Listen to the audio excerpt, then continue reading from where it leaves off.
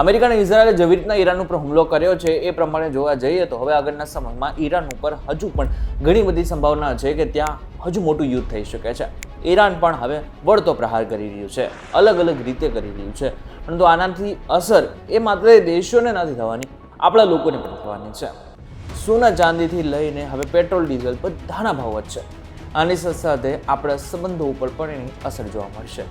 ત્યારે શું ફરક પડશે, કેટલું થશે ફાયદો અને કેટલું થશે નુકસાન, એ જો તમારે જાણવું હોય ને તો આજનો મારો વિડીયો ખાસ તમારા માટે જ બનાવ્યો છે. આ વિડીયો કોલ પૂરો જોઈને જજો.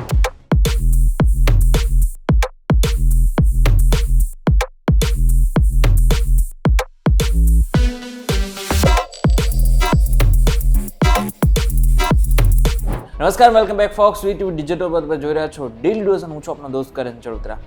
સૌથી મોટી જેની ઉપર અસર થશે એ છે સોના. સોનામાં એક જ દિવસની અંદર 5,000નો ઉછાળો આવ્યો છે. આ ઇતિહાસનો સૌથી મોટો ઉછાળો છે. હવે સોનું 1.67 લાખ પ્રતિ 10 ગ્રામ થઈ ગયું છે. હવે આને પણ થોડું સમજવા જેવું છે. શા માટે થઈને સોનાના ભાવ વધ્યા? જ્યારે પણ વૈશ્વિક રીતે અસ્થિરતા આવતી હોય છે, જ્યારે પણ યુદ્ધનો માહોલ હોય છે, ત્યારે લોકો શું કરતા હોય છે, શેર બજારમાં ઓછું રોકાણ કરતા હોય છે અને જેને સેફ હેવન કહેવામાં આવ્યું છે, એટલે કે સોનું અને ચાંદી, આ બધામાં રોકાણ વધારે કરતા હોય છે, કારણ કે આને સેફ માનવામાં આવે છે, સુરક્ષિત માનવામાં આવે છે. હવે આગળના સમયમાં યુદ્ધ કેટલો સમય ચાલી રહ્યું છે એને કોઈને નથી ખબર, એટલા માટે થઈને હવે લોકો સેફ હેવન ગોતી રહ્યા છે.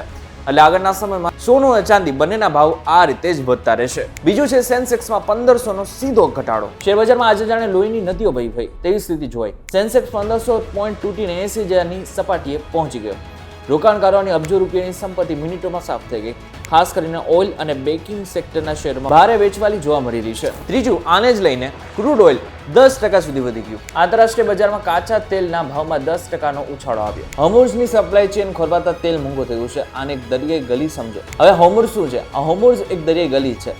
ઈરાનની બાજુમાં આવેલો દરિયો એટલો સાંકડો છે કે દુનિયાનું 20% તેલ ત્યાંથી જ પસાર થાય છે. જો ઈરાન આ ગલી બંધ કરી દે તો તેલના ટેન્કરો અટકી જાય. પરિણામે દુનિયાને તેલની અછત જોવા મળી શકે છે. હવે ભારતની વાત કરવામાં આવે તો ભારતમાં ખાસ કરીને 8 થી 12 રૂપિયા સુધી જો આ પરિસ્થિતિ રહી તો ભવિષ્યમાં જોવા મળી શકે છે, એટલે 8 થી 12 રૂપિયાનો વધારો જોવા મળી શકે છે. જો આ બધામાં નુકસાનની વાત કરવામાં આવે ને તો પેટ્રોલ ડીઝલના ભાવ વધશે ને તો સામાન્ય માણસના ખિસ્સા ઉપર પણ એની અસર થશે. શાકભાજીના ભાવ વધશે, થી લઈને ટ્રાન્સપોર્ટેશનના ભાવ પણ વધશે. આ બધું જ કોને નડતું હોય છે? જે સામાન્ય પબ્લિક હોય છે, મધ્યમ વર્ગના લોકો હોય છે, આ બધાને એની અસર થતી હોય છે. બીજું, ડોલર મજબૂત થતા ભારતની આયાત મોંઘી થશે, જે દેશની તિજોરી ઉપર ભાર વધારશે. મ્યુચ્યુઅલ ફંડ અને શેર બજારમાં રોકાણ કરનારના સામાન્ય લોકોના પોર્ટફોલિયો લાલ નિશાનમાં આવી ગયા છે. જો કે આનાથી ફાયદો પણ કેટલાક દેશોને છે. કેવા દેશોને છે? અમેરિકા અને ચીન, જે દેશો સૌથી વધારે ડિફેન્સ સેક્ટરમાં કામ કરી રહ્યા હોય, વેચાણ કરી રહ્યા હોય, એટલે કે જે શસ્ત્રોનું વેચાણ કરતા હોય છે, બનાવતા હોય છે, મેન્યુફેક્ચર કરતા હોય છે, એ બધા જ લોકોને અત્યારે ચાંદી છે.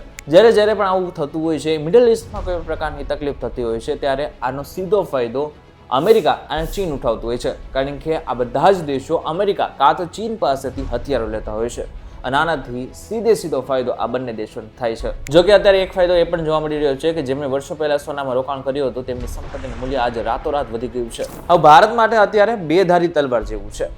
આપણે ઈરાન સાઈડ પણ રહેવું પડશે અને ઇઝરાયલ સાઈડ પણ રહેવું પડશે. ઇઝરાયલ સાથેના આપણા જે સંબંધો છે જૂના છે, સંરક્ષણ ક્ષેત્રે આપણા માટે ખૂબ જ મહત્વના છે. તો બીજી બાજુ ઈરાન માટે આપણો જે રસ્તો છે, ઈરાન સાથેનો આપણો જે સંબંધ છે એ ખૂબ જ મહત્વ એટલા માટે રાખે છે કારણ કે આપણે પણ એમની પાસેથી ઓઇલ લઈએ છીએ. જો કે સરકારે અત્યારે બધામાં સાફ એક વાત કહી દીધી છે કે અત્યારે અમારા માટે અમારા નાગરિકોની સુરક્ષા સૌથી વધારે મહત્વની છે.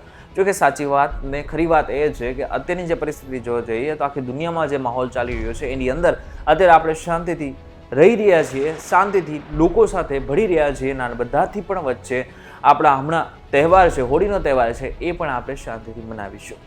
ત્યારે આ બાબતને લઈને તમારું શું કહેવું છે મને જરા કોમેન્ટ કરીને ચોક્કસથી કહેજો. વિડીયો થકી જો તમને કોઈ ઇન્ફોર્મેશન મળે તો વિડીયો લાઈક અને શેર જરૂરથી કરજો. તથા જ ઇન્ફોર્મેટિવ વિડીયોઝ માટે વીટીવી ડિજિટલ સાથે જોડાયેલા રહેજો.